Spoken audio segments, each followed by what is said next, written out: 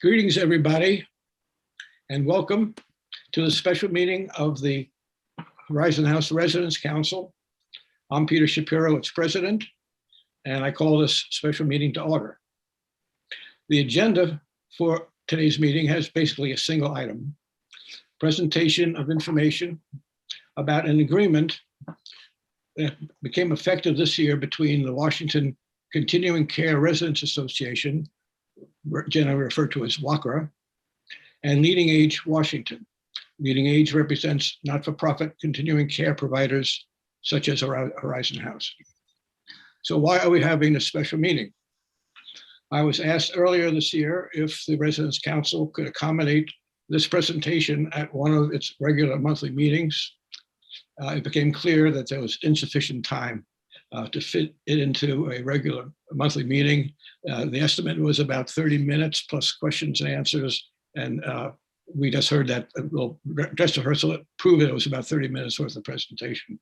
So we wanted to be able to present this information to the residents, and we arranged this special meeting. Residents of Horizon House, the regular monthly meeting will take place as always a week from today, the third Tuesday of the month at 2 o'clock. This is not a substitute for that regular meeting. It is just a supplement. The presenters today have agreed that Donna Christopanos, president of WAKAR, will open the presentation and introduce the other presenters and lead the presentation. Members of the Residents Council are present at this meeting, of course, and will have the opportunity to ask questions at the end of the presentation. Members of the audience of this live webinar can submit questions in writing by using the chat function on their devices. So we begin. Our first presenter is Donna Christopanos. She's a resident of Emerald Heights, a continuing care community in Redmond, Washington, and president of its resident association. She's a member of the board of WAKAR and serves as its president. Welcome, Donna. You have the virtual floor. Thank you, Peter. Good afternoon, residents. We're delighted to be at Horizon House.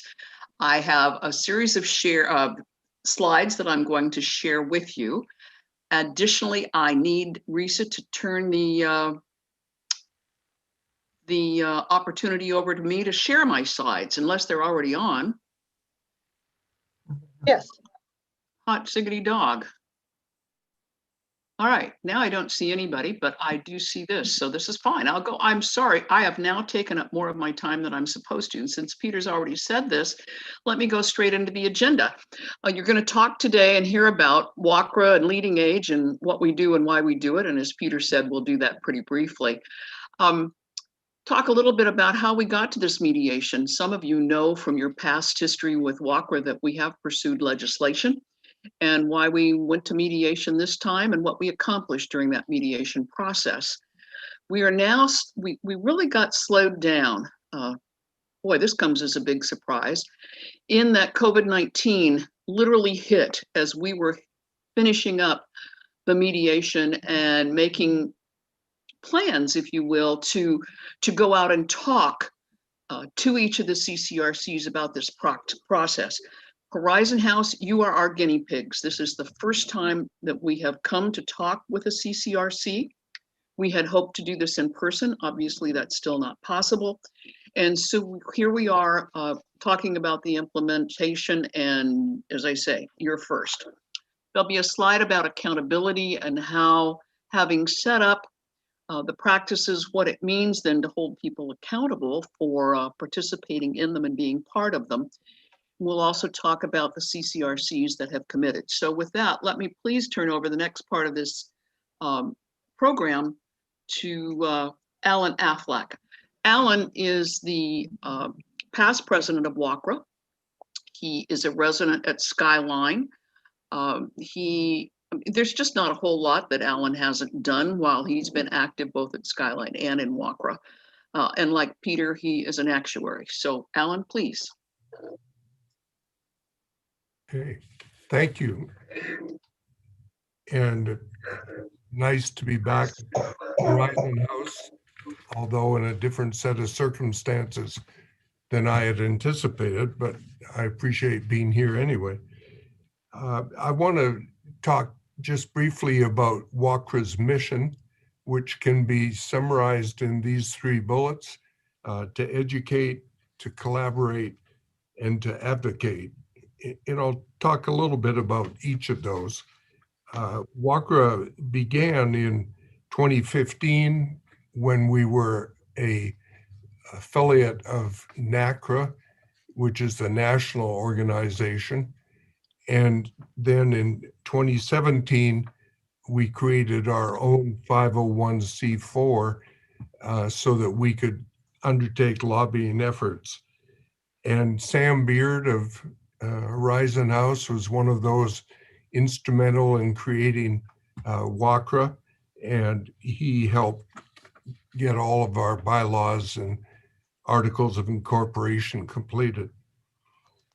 So how do we go about educating, collaborating, advocating?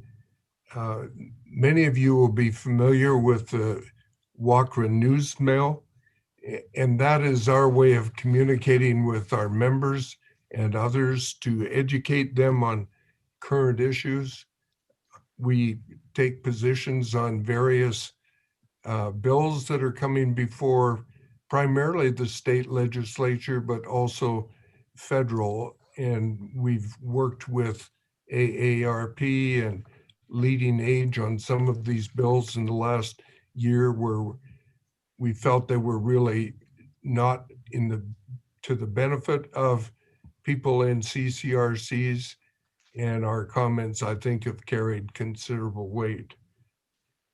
We've developed a consumer guide for people considering entry into a CCRC in the state of Washington, and that is probably our major educational effort to date.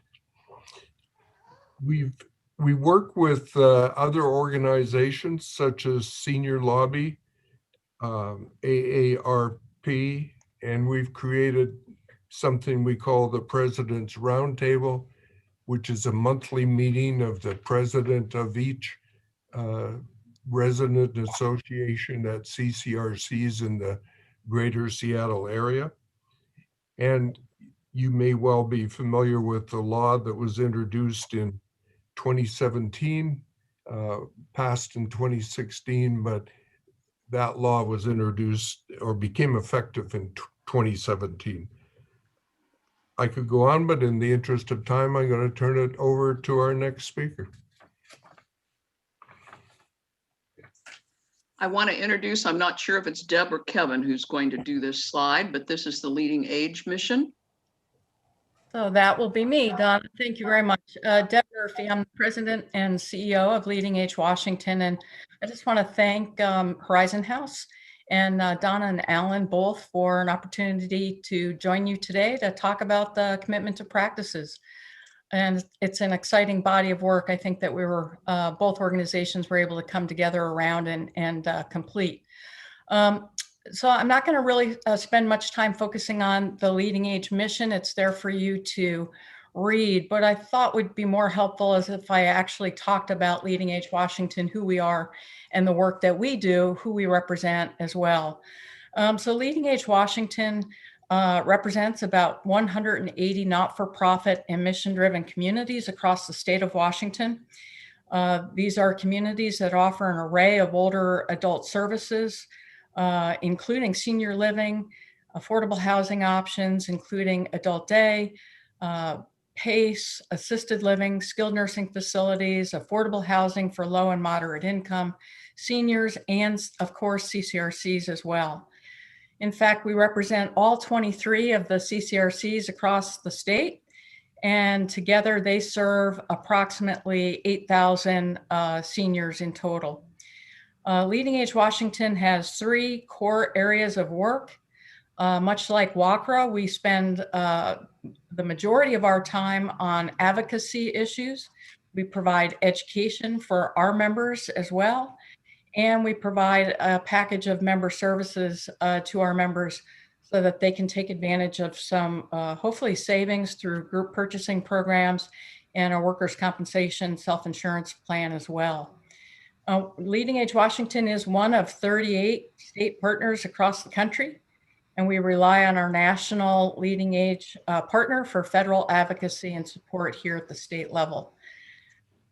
So our members are, of course, the individual communities, much like Horizon House, the 22 other continuing care retirement communities across the state. As I mentioned, assisted living, skilled nursing, affordable housing, adult day programs, et cetera.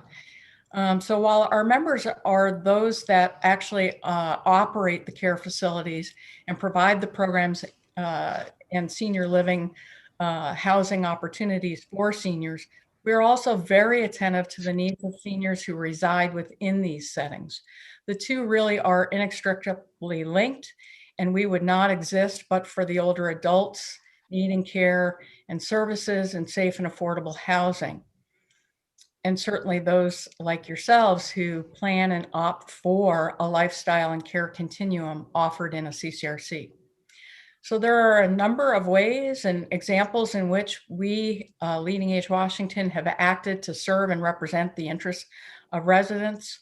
One, for example, is taxation, expanding services in expanding services in independent living, advocating for funding for low-income individuals needing care in assisted living and skilled nursing, and all things COVID related throughout this past year as we've worked to protect seniors and really balance your physical health against the emotional and mental health and well-being. So Thanks, Deb. residents are always the focus and center of our work. Thank you.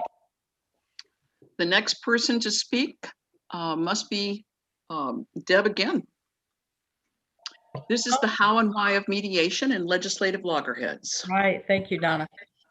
So yeah, I'll kick off.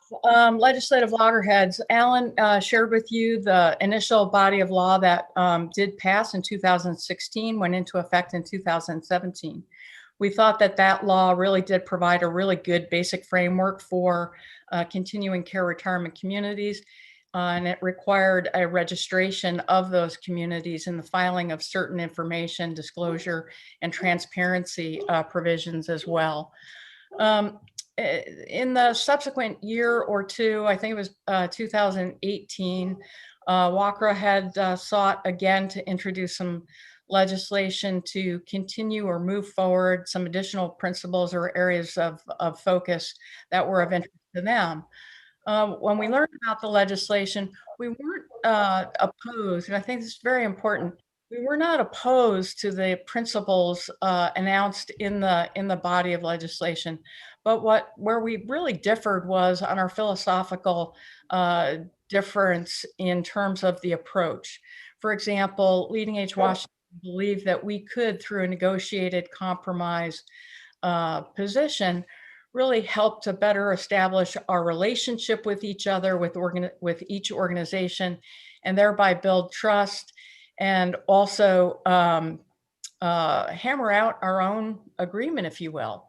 So we approached WAKAR and we asked if we couldn't come together and work collaboratively through a facilitated mediation process and find areas of agreement.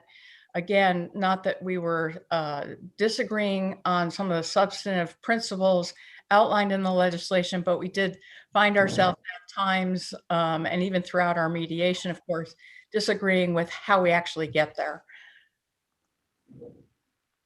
Thank you. Kevin? All right. Well, good afternoon, everyone. I'm Kevin McFeely. I'm President and CEO, or many of you may know us formerly known as Tacoma Lutheran Retirement Community.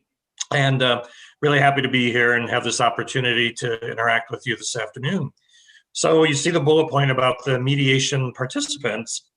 And, Deb had talked about a facilitator. We actually had a facilitator. We worked with the Center for Dialogue and Dispute Resolution here in Tacoma, was where we kicked off our series of meetings.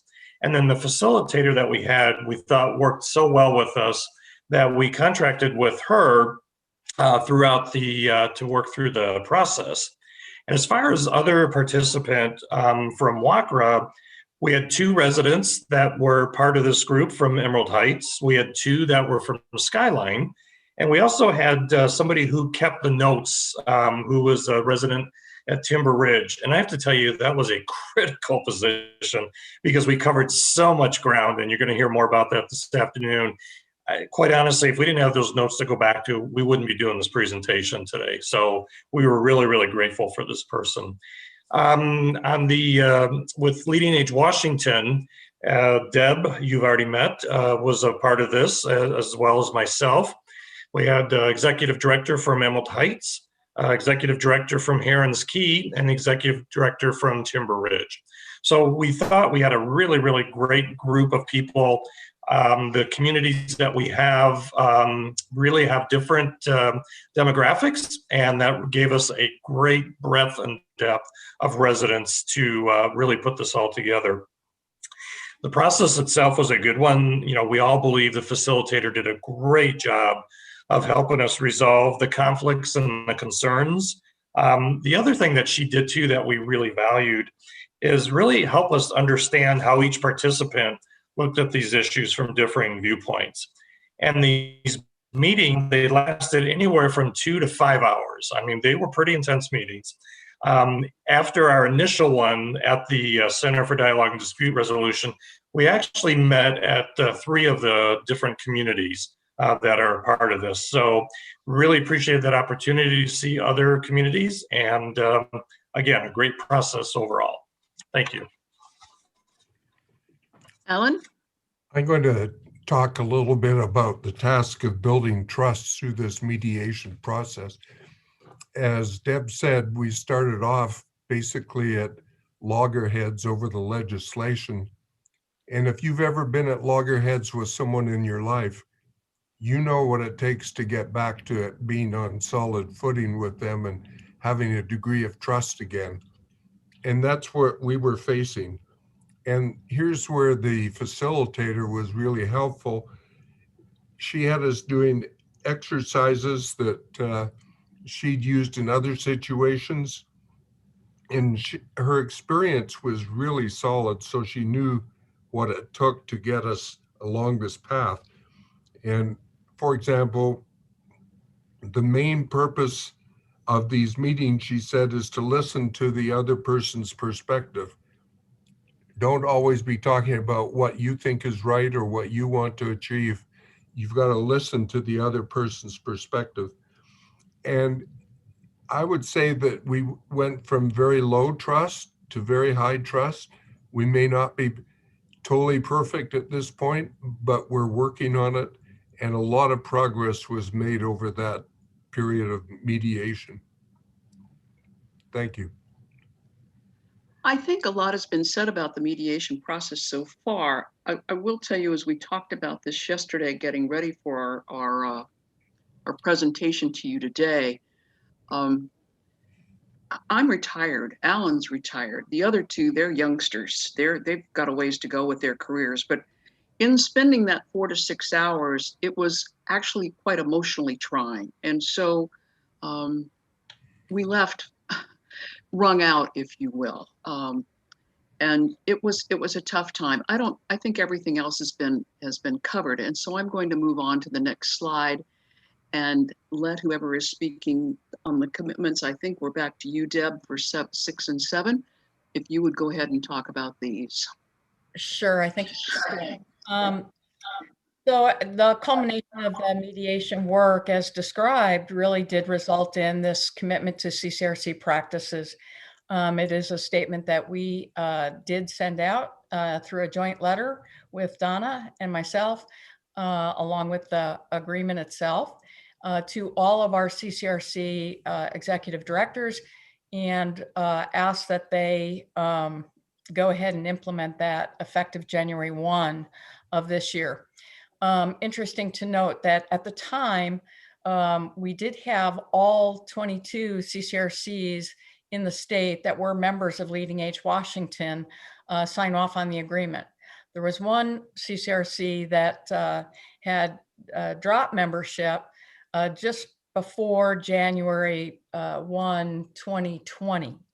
And so ultimately, we actually did have all 22 of our members sign the agreement. The one has since rejoined the association, and we will be revisiting this agreement with them and hoping to get their signature on the document as well, indicating that they will comply with the principles that it expresses. Deb, excuse me, this is Peter Shapiro, Horizon House Residents Council. I have to make one correction on that prior slide. There are no signatories by resident council or residents on the agreement between Leading Age and the CCRC.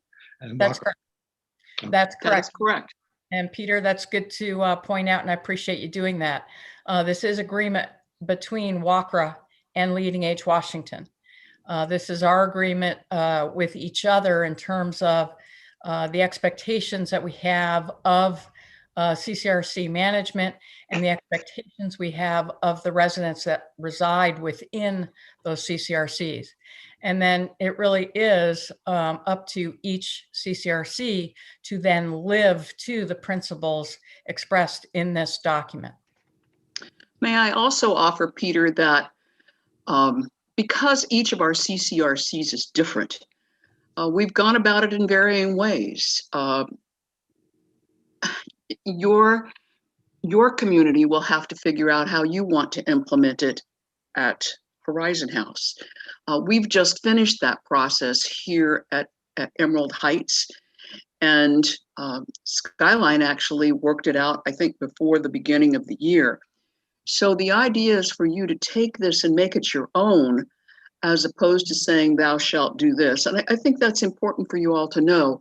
You're right, it's not something that you were involved in, but your executive director has agreed to operate that way, this way, if you're interested in having him or her do so. In your case, is him, obviously, but there's a lot to be considered here. And knowing that we have looked for legislation on these specific items in the past, this gives us a way to sort of stylize it to what it is that your residents want. Well, thank you, Donna. I'll elaborate on that in our view at the end of the meeting. Thanks. Sure. Peter and Donna, may I just make a comment with respect to that agreement? Sure. It was a very easy one. I just wanted our residents to know this was a very easy agreement for us to be a part of. The transparency that is asked for and the responsibilities and expectations that are included, and we're more than happy to share this with our residents, is an easy bar for us to step over, and we found it easy to do, and it was a welcome thing. So it's something that our residents should be confident we're a part of it 100%. Thank you, Mike. I knew that was the case. I think that's why we had such a broad endorsement of the document, Mike. That's a great point. All of our members eagerly signed on to the document once they were able to go through their own internal decision-making process and sharing it with their boards, et cetera. We felt that a lot of our members felt that they were already living the agreement itself. Do you want to hit the high points of the three major sections, Deb? Well, they're there for you on the PowerPoint, and I believe Alan is going to share the first major section that is found within the commitment to practices statement, and that's on actuarials. Yes, it is. Alan? Well, Donna said I would be trying to make us all into actuaries in 6 minutes, but that's actually not going to be the case. You'll be relieved to know. Basically, what the principles and commitments say is that each resident association, finance committee, or equivalent will be given a summary of the actuarial study if one is done. So this does not require a CCRC to do a study, but if they are doing a study, then they would share the management information. The question that you might be asking is, why is it important to have the actuarial summary? And that goes back a step, that the actuarial study is probably the best financial interpretation of a CCRC's current financial condition. Each CCRC has audited financial statements, and I describe those as a snapshot as of a certain date of the status of a CCRC. The actuarial study projects forward and takes into account the current assets and then all the future incomes and outgoes to evaluate whether a CCRC will be able to meet its obligations, both contractual and space-wise, for example, in the number of independent living occupancy related to the skilled nursing facility, related to assisted living, and so on. So that's why we're starting at this point of saying that the actuarial summary is really critical. Next slide, please. Here is what is going to be included in that summary. The actuarial funded status is a measurement of the existing residents' financial situation. So it examines the financial capacity of the CCRC to meet its future obligations. So if that funded status is positive, then we can say that the CCRC is in good position from an actuarial perspective. If it's not positive, then there's an issue that should be looked at. And so basically, the funded status takes, as I mentioned before, the assets for current residents. It projects all your or our future monthly revenues. It doesn't look at new entrants. It projects all the future outlays and sees what that balance is. The new entrant pricing surplus, that evaluates whether the charges that a CCRC is making for new entrants, new residents who come in with some kind of a deposit, whether that's adequate to provide all their benefits in the future. And then these next few things are some of the assumptions that go into the actuarial study. For example, what is the occupancy rate? Why do we want to look at that? Well, occupancy is probably the key driver of financial success in this industry. And so knowing whether the assumed occupancy rate in the actuarial study is reasonable is a very important evaluation.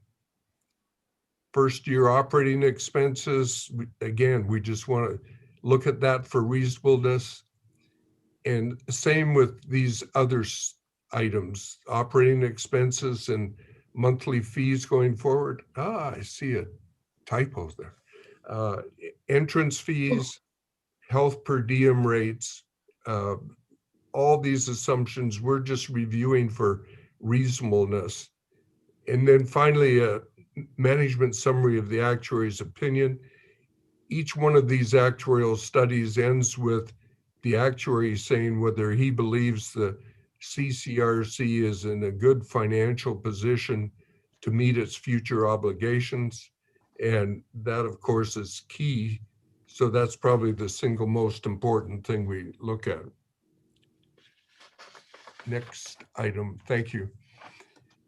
There are a couple of additional items that will be disclosed. The number of residents who qualify for what we call benevolence assistance, as defined by each community, and the total dollar amount of that assistance that's provided. This is for residents who are unable to pay their ongoing monthly fees for some financial reason that may have occurred after the time they entered the facility. And that's important to know, because if there is a lot of that, then that's an ongoing drain, if you will, on the finances of the community. Many communities have set up foundations to cover these costs, but this is an indication whether there is going to be a lot of drain on that in the future. And then finally, one of the major items of disclosure in an actuarial report is whether the various health facilities have sufficient capacity to meet the needs of residents, both current and future. And for example, here at Skyline, we are building a second tower, as many of you know, and when it was first planned, there were a certain number of independent living units anticipated. They did an actuarial study and found that that number of independent living residents would be more than our current health facilities could accommodate. So they actually cut back the number of independent living units in the second tower from something like 100 to 77. So it had an impact just because those needs were not going to be met. So that's the information from an actuarial perspective, and we can move on to the next speaker. Great. I think that's Kevin. All right. Well, there's one thing I neglected to mention when I introduced myself, and I apologize for this. You may be wondering, why is this guy from Tacoma on the call today? And within Leading Age Washington, we have a number of cabinets, or you could liken them to committees. We have a life plan cabinet, life plan community cabinet, and I am the chair of that, have been for a while. And it's been a real privilege to serve in this capacity. So that is why I am here today as well. And Donna, I also want to thank you for the compliment you paid to Deb and I earlier, where you talked about how you were retired and, you know, us youngsters, and we've got a long, you know, career left ahead of us. I got to tell you, we're aging very gracefully, and I want to say thank you for noticing that. So entrance fee refunds is another part of the agreement here. And basically, I did notice in the chat that for those of you at Horizon House, if you are looking for this document, it is in your library, and I encourage you to read through it. So there's a number of things on this slide here that talks about how entrance fees are be handled. The thing I really want to point out to you is that very first sentence. So any contracts that are entered into after January 1st of this year, this provision in here is what is relevant, that we will not exceed more than 24 months before you would receive your refund. And again, and I think Donna said this earlier, each community is different. So I encourage you, make sure you review the contract that you signed, your specific resident agreement, in terms of how refunds will be handled. But know that those of you that moved in after January 1st of this year, there is that hard stop, that 24 months that your refund would come back. Now, in the practices, there's 3 bullet points, and I'm not going to go through these in great detail just for time constraints, but they, you know, revolve around new organizations, if an organization has taken on an expansion, and then also talking about occupancy levels. You know, we've mentioned COVID a few times here. COVID has, you know, impacted communities. A lot of people were scared to move into them during this time. And so there are those provisions that would impact that 24 months. Again, I encourage you to read through that document. And then certainly any of the WAKAR board members or Deb or myself, even Mike, you know, would be able to answer any questions that you may have about that. So, thank you. Thanks, Kevin. Now we get into the resident council and management decision-making. Yeah. And Deb, yesterday Deb was going to do this, and I think today Kevin is still doing it. Is that correct? As far as I know. Go for Deb's it. still muted, so I'm going to take that as a yes. Thank you.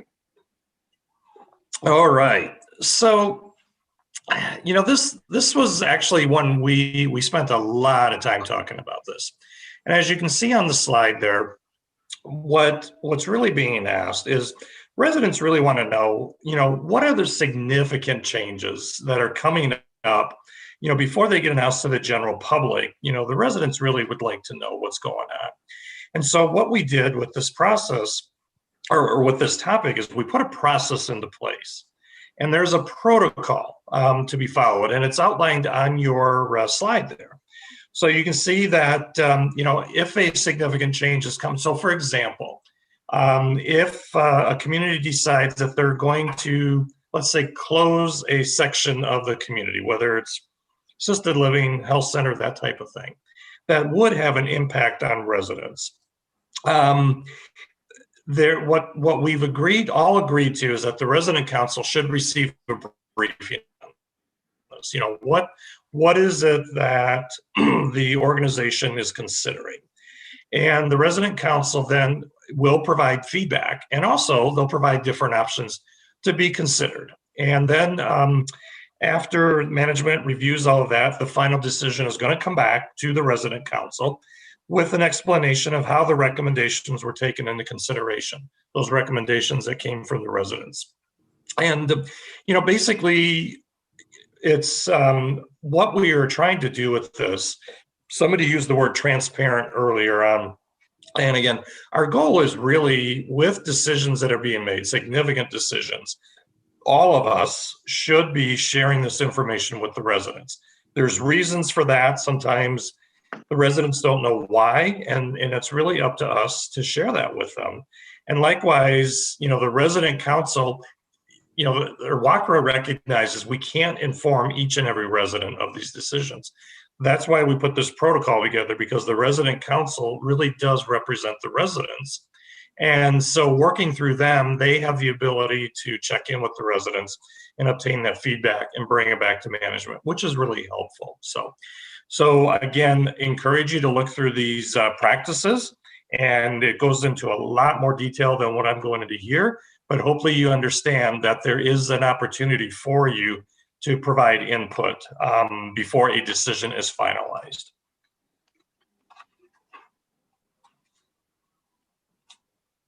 Thanks, Kevin. Are you taking the next one too, I think? I believe I do have the next one. You got lucky. Yeah. Slide number 13, right? All right. It is. So I think it was Alan early on when he talked about, this whole issue of accountability. And both, Leading Age Washington and WAKAR agreed, this is great. We put a lot of work into this, but you know what? Where's the teeth? We want to make sure that everyone is following the guidelines that are here. And we all agreed that we needed to put this accountability process together. But we also recognized when conflicts come up, it is always better, always better to keep it as close to the local area as we can. The moment you start spreading it out, you bring in outside people, it just makes it that much harder. So, what we have done, if there's an issue of non-compliance on these practices that's been identified, the resident council president of your respective community will touch base with the executive director and say, hey, we've got an issue here. Let's talk about this and try and come to resolution. If resolution isn't received, and you can see this flow chart on your slide here, the council president then will submit a report of the situation both to Leading Age Washington and to WAKAR, with a copy going to the executive director of the community.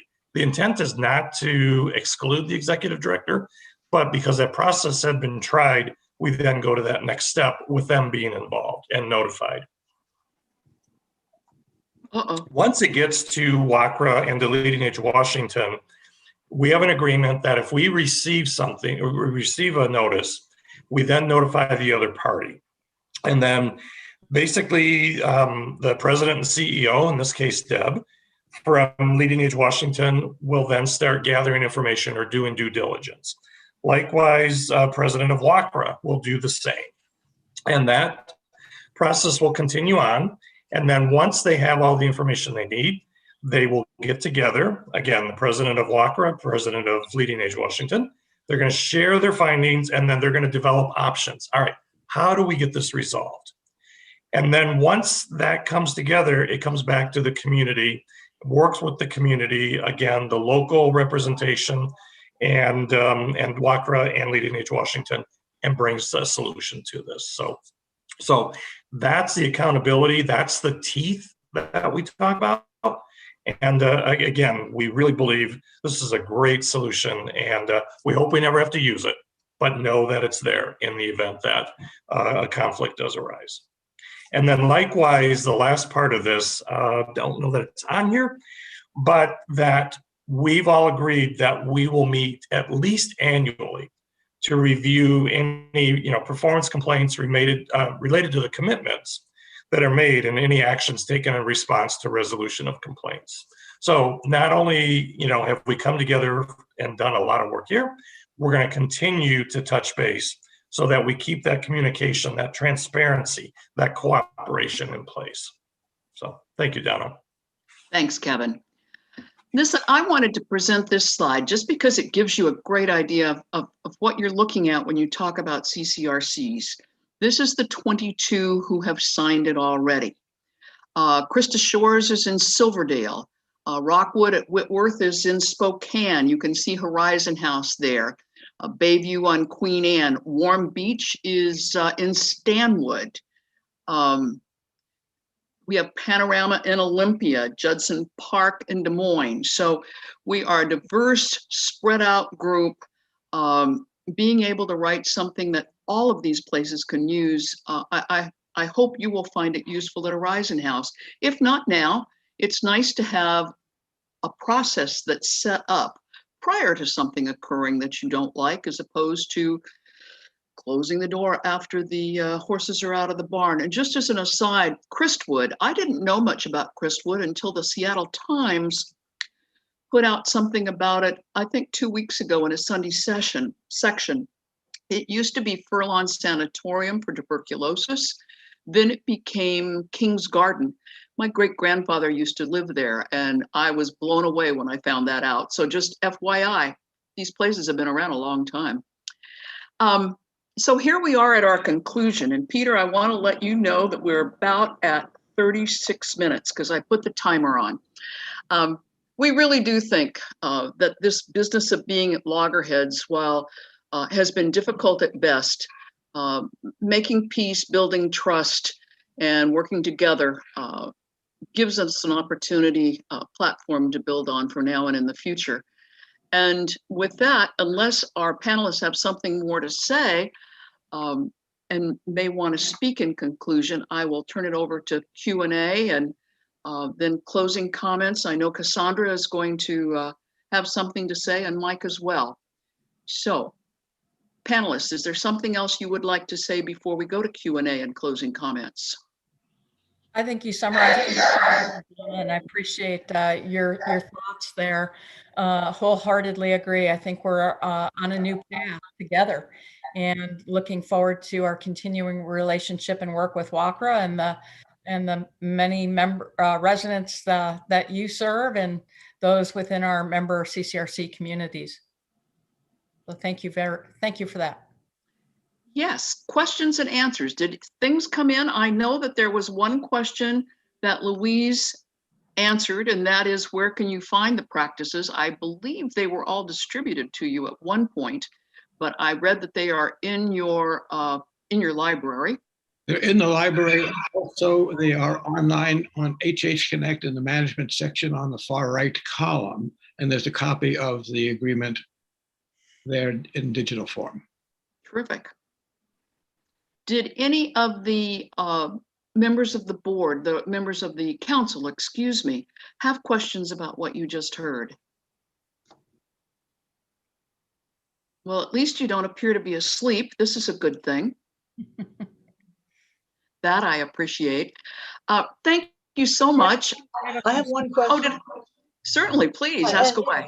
Maybe that I wasn't paying enough attention, but I'm unclear about the role of the boards of trustees. I mean, if these are all nonprofits, they have a major decision-making role. Are they involved in this? Or if you've already answered that, then stop me. Well, we did not mention it, but I would suspect Mike took it to the board of directors. I certainly don't know of any director who didn't take it to their board of directors first to get buy-in. Kevin shaking his head, that certainly was the case here at Emerald Heights. they want to keep their jobs and they know who they work for. And it's good form to have done that. On a related note, there's going to be a presentation on Friday morning, you'll see in the alert, by Bill Anderson and by Ned Lang, talking about how Horizon House trustees helps and participates in the governance of the community and the role of the Residents Council. So you might want to check in on that and learn, if you don't already know some of these things, about that on Friday morning. Does someone other than Cami have a question? That was a good one, Cami. Thank you. Yeah, it was a great question. And of course, the Board of Trustees will always have the final decision-making authority on any of the significant decisions that come before that body, but the opportunity to certainly provide input into that decision-making process is what the guidelines, the commitment to practices does speak to. So I appreciate that question. Well, if that's the conclusion, Cassandra, you're a member of the WAKAR board. Really appreciate your working to set this up, working with Peter, working with Risa. Why don't you give us a couple of comments? And I know Mike would really like to close us out, and Peter may want to say something else as well. Thank you, Donna.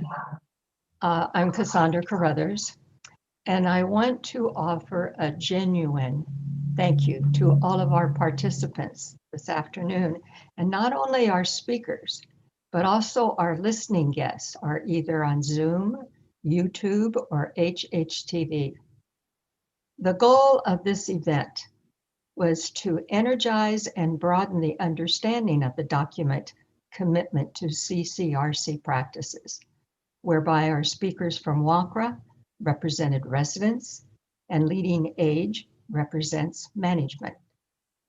I hope you feel, as do I, that this was a most useful discussion to add perspective and clarity to both sides of this document.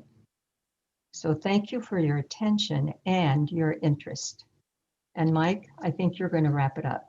Great. Well, thank you. Thank you, Cassandra, Donna, Deb, Kevin, and Alan for your comments and your explanation of the various parts of the document.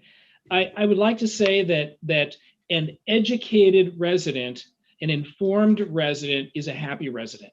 And we have a responsibility in management, whether it's in my group or at a board level, to make sure that we are presenting information transparently and frequently and involving our residents in the decision process of various things that we do here at Horizon House.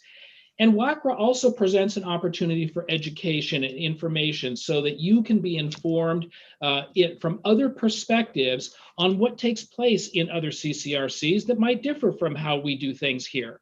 So I think that this is a collaborative effort to keep residents informed and on top of things.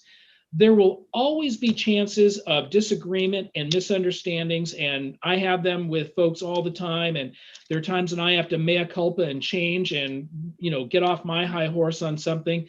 But I would say that we work hard to try to resolve the issues so that every resident feels like they've been heard, they understand, and they get a resolution that works for them. And that is our agreement with our residents.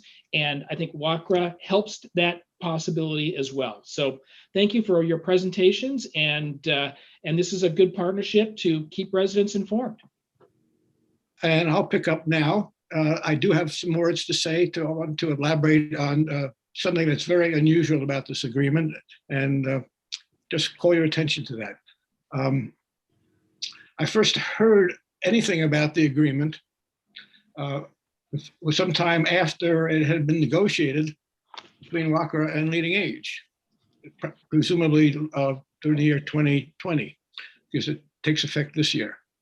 Now, Mike Ostrom had already signed the agreement. I asked him if he knew anything about it. He said, of course. For him, it was a no-brainer. That's a phrase he used, and I agree. From our perspective, management here at Horizon House is basically performing as a kind of a model of what I think WAKAR wants all of the CCRCs to do in their governance.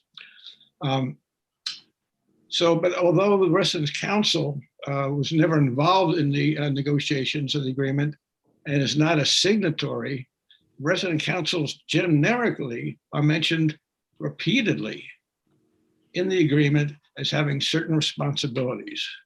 Residents council shall do this, residents council should do that. And it goes on and on and on. We're as prominent in the agreement, even though we're not signatories and we're not negotiating it, as the other parties, the real parties to the agreement. So it's a very strange agreement, and I want to call attention to it because right now I don't think it's going to be a problem, but you never know in the future. So here's my understanding, if I can share my screen, I hope I can do that,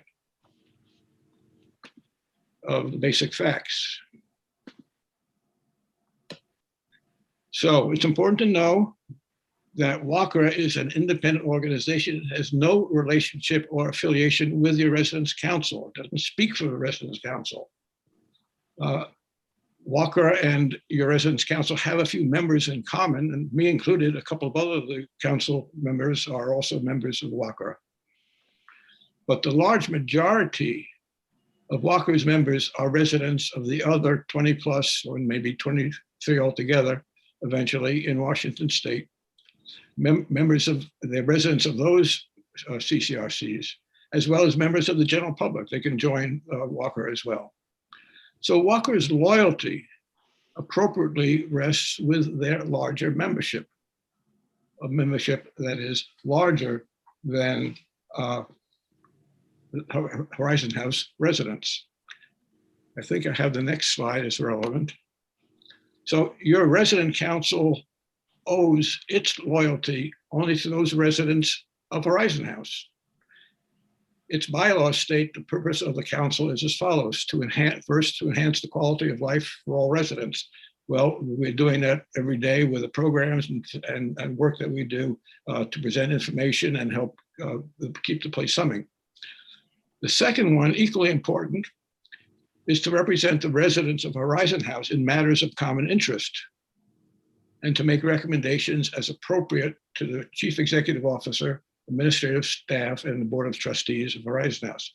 That sounds pretty much like what WAKAR and Leading Age would like to happen everywhere, and that is good. It is good, I'll tell you that.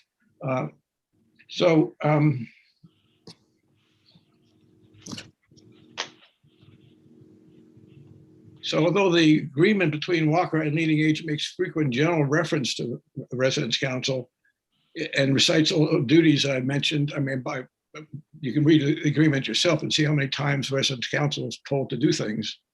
And we never accepted those duties, and it's not a signatory to the agreement. We have not agreed to act as an agent of WAKAR, especially so if it would conflict with the Residence Council duty to represent the interests of Horizon House residents. Now, don't be alarmed, okay? I don't mean to alarm you, but I just need to make our position quite well known. The current relationship between Horizon House management, the Residence Council here, and HH residents generally is most likely the very sort, as I said, that WAKAR hopes would prevail in all CCRCs in the state. I don't foresee at the moment any conflicts actually arising where we have to analyze our duty to the residents here versus what WAKAR would like to accomplish with regard to all the residents and all the CCRCs in Washington state. I don't see anything coming, but it's important to note what our position is, that it's representing resident council, the resident council members and the residents of Horizon House. So with that, I think we're about ready to close. Could I just comment on that real quickly, Peter? Sure. Because I think your points are excellent and certainly agree with what you've stated there. And I think in part that is why we're at legislative loggerheads. What I've learned and what we've all known is that every CCRC that operates in the state is different, and your resident bodies are very different as well in terms of what your interests are, what your relationship with management is, et cetera. We came to find ourselves at legislative loggerheads because we had a number of residents that lived in other CCRC communities that were actually opposed to the legislation that WAKAR had sought to introduce. So I think, it does point to the differences that you all hold. But the one common focus is we all do want to do what is in the best interest of our residents. And we do share in the goals of transparency and honoring residents and being respectful that these are your homes. And we want you to be able to have an opportunity for input and say into your homes there and life at Horizon House and every CCRC throughout the state. So I think you're right to point that out, Peter. But we did our best. I know WAKAR did their best to kind of strike the balance and represent interests of residents generally. And we did the same as an association that represented 22, 23 CCRC members. They didn't all agree either to what we were trying to do legislatively or what we were trying to do through the development of the commitment to practices statement. So people have different ideas and opinions about things. Isn't that great?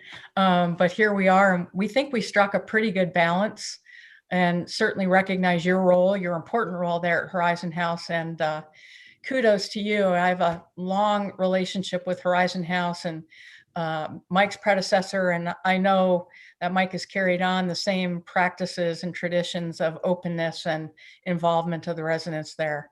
I'm very proud of Horizon House and the work they do. I think it's important that the residents